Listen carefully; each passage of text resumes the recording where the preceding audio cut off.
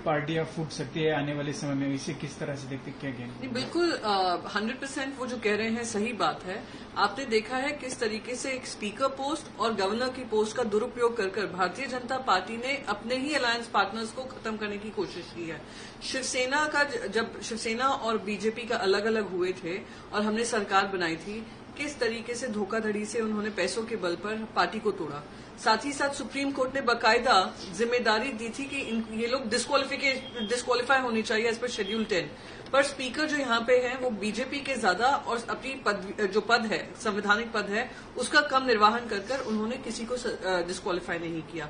तो यही होगा असेंबली का जो हमने देखा है वही पार्लियामेंट में होगा। पार्लियामेंट में भी जैसे ही शिवसेना में फूट पड़ी थी, सबसे पहले उनको आधिकारिक तौर से जो दिया गया था स्पीकर का बयान, वो दिखाता है कि speaker has now become a political post और वो बार्गेनिंग पोस्ट बनता है। तो अगर इसके बारे में उन्होंने संज्ञान नहीं लिया, अगर टीडीपी हो या जेडीयू हो, अगर ये लोग इस पे आगे आकर ये नहीं मांगते हैं कि हमें ये स्पीकर पोस्ट दी जाए, तो कहीं ना कहीं ये संविधान के खिलाफ होगा, प्रजातंत्र के उसूलों के खिलाफ तो है ही, पर मोस्ट इम्पोर्टेंटली उनकी पार्टी को ही तोड़ने का काम भारतीय जनता पार्टी करेगी, क्योंकि उनको याद रहना चाहिए उनको बहुमत से कम सीट मिली है। वो कोशिश करेगी हर ऐसी पार्टी को तोड़ने की जहां पे उनको बहुमत अपने आप मिल सके।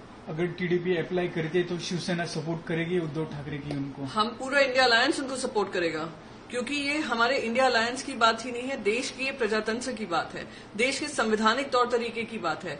जो भारतीय जनता पार्टी संवैधानिक तौर तरीकों को एक तरफ रखकर, शेड्यूल 10 हो, एंटी डिफेक्शन लॉ हो, बाकी सारे इलेक्शन कमीशन हो, सब चीज को एक तरफ कर अपनी मनमानी कर रही थी, उसी के खिलाफ जनता ने आज आपको बहुमत से दूर रखा है। तो मैं बस यही कहूंगी कि अगर ये संविधान को बचाना है, अगर हमें प्रजातंत्र के उसूलों को बचाना है और पार्लियामेंट्री प्रोसीजर्स को बचाना है, और स्पीकर का रोल हो या गवर्नर का रोल हो पॉलिटिकल नहीं करना है, तो हम सब उसका समर्थन करेंगे।